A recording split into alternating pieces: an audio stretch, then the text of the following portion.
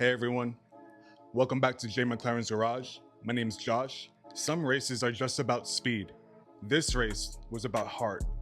1 week after Hendrick Motorsports lost 10 of their own in a tragic plane crash, Jimmie Johnson strapped into his number 48 Chevrolet, carrying more than just horsepower.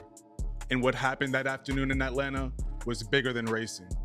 It was about resilience and finding strength when the world feels heavy. This is a story of the 2004 Bass Pro Shops MBNA 500 at Atlanta Motor Speedway. October 31st, 2004, Atlanta Motor Speedway. A week after tragedy struck Hendrick Motorsports, the NASCAR world gathered heavy-hearted. But in that weight, there was also purpose, and Jimmie Johnson carried it all inside the number 48 Lowe Chevrolet.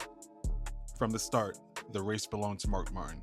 His Viagra 4 dominated, leading 227 laps, blistering the field with strength that looked unbeatable. Ryan Newman, Carl Edwards, Joe Nemechek, and Casey Kane all had their moments, but Martin seemed destined to win. Then, chaos came late. On lap 312, Dale Earnhardt Jr. spun after contact with Edwards, tightening the field for a final restart. Kane gambled for track position, but when the green flag waved with 10 to go, Johnson made his move. He surged past Kane and Jeff Burton, and when the checkered flag fell, Johnson edged Martin by just 0.293 seconds. It was his first Atlanta victory, his 7th win of 2004, and the 13th of his career. More than that, it was his 3rd straight Cup win, the first driver to win 3 in a row in a single season since Jeff Gordon in 1998. After the race, Johnson's words carried more weight than the trophy. In loving memory all the way.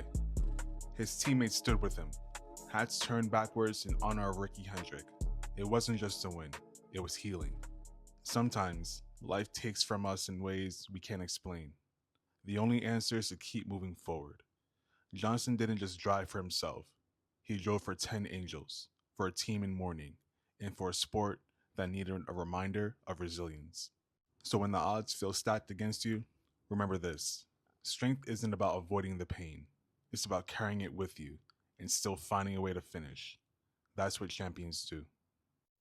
Rest in peace to Ricky Hendrick, John Hendrick, Kimberly and Jennifer Hendrick, Joe Jackson, Jeff Turner, Randy Dorton, Scott Latham, Dick Tracy, and Liz Morrison.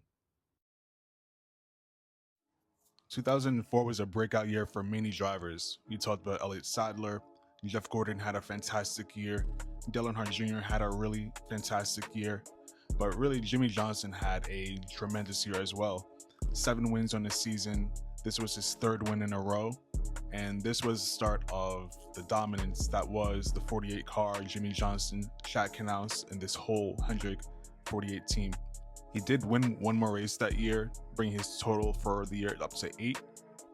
So let's take a closer look at this diecast. We see on that black hood the Always in Our Hearts memorial to the 10 souls that are aboard that plane that day. You see, as you go down towards the bottom of the car, a lot of dirt on the bottom grille. It's very typical for Atlanta. On the left-hand side, a little bit of dirt along the A-post, but otherwise a very clean car. Not a lot of damage and scrapes on the left side. On the back, we see that memorial logo once again on the rear TV panel. And as you go down the right side, very, very clean.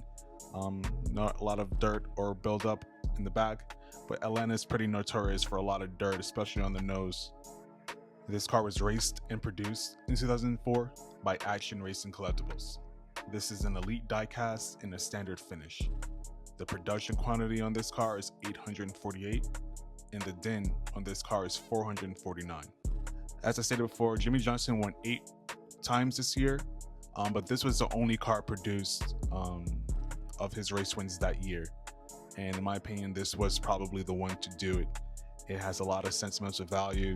It's a pretty iconic and historic moment, and a healing moment for Hendrick Motorsports and for a lot of members of the NASCAR family. The tribute on the hood is very beautiful, it's very touching, and I know that everyone was very happy that they took victory that day, including Mark Martin, who had that race sealed up and was chasing him down and probably would have passed him, but I think that fate had other plans for sure. As always, I appreciate you all.